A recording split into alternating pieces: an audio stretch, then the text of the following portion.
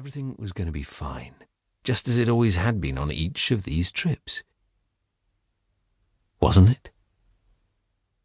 Stewie liked cooking and constantly, proudly, wore his special chef's toque Mickey had bought him for his birthday last year.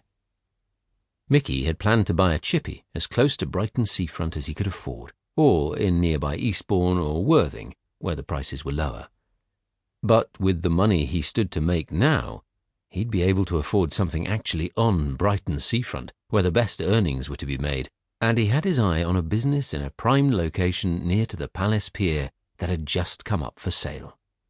Stewie would work in the kitchen, preparing the food, and he would be doing the frying and front of house. All being well, in a few days he'd have the cash to buy it.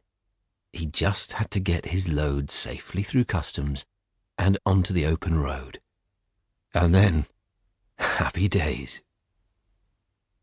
He swallowed, his nerves rattling him again, breathing in the noxious smells of fresh paint and diesel fumes. The boss had patted him on the back a few days ago, before he'd headed to Newhaven, and told him not to worry. All would be fine. If shit happens, just act normal. Be yourself. Be calm.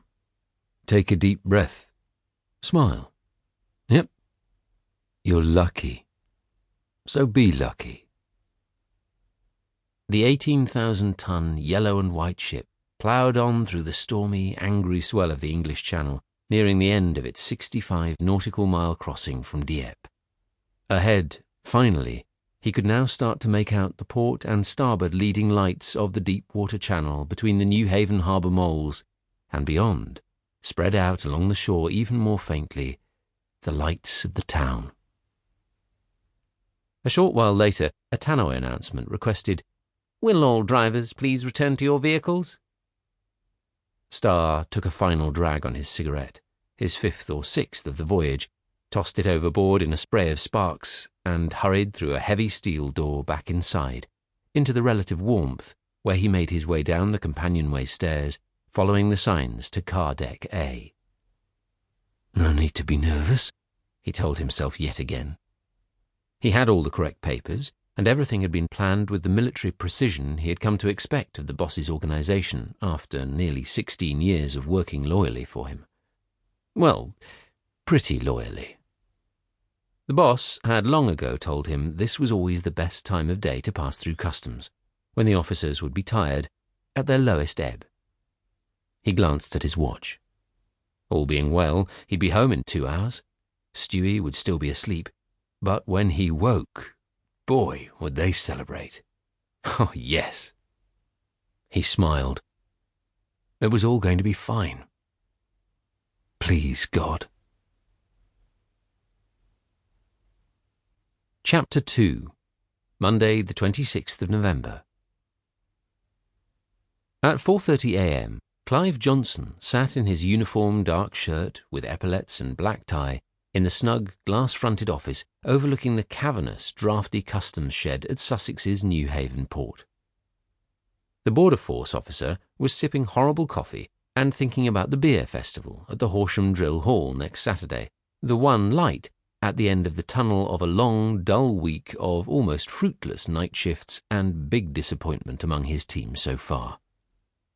An average height, stout man of 53 with a friendly face topped by thinning hair, Johnson wore large glasses which helped mask the lenses he'd needed for his poor eyesight, steadily deteriorating from macular degeneration. Coincidentally, and helpfully, his wife owned a Specsavers franchise in Burgess Hill. So far, he'd kept his condition from his colleagues, but he knew to his dismay that it would be only a year or two, as the ophthalmologist, who worked for his wife, had informed him, before he would have to give up this job he had come to love, despite its frequent unsociable hours. Rain lashed down outside, and a force 7, gusting 8 to 9, was blowing. One of the sniffer dogs barked incessantly in the handler's van at the far end of the building, as if it sensed the team's anticipation that maybe, after a week of waiting on high alert, acting on a tip-off from a trusted intel source, this might be their night. Although trusted was a questionable term, intelligence reports were notoriously unreliable and often vague.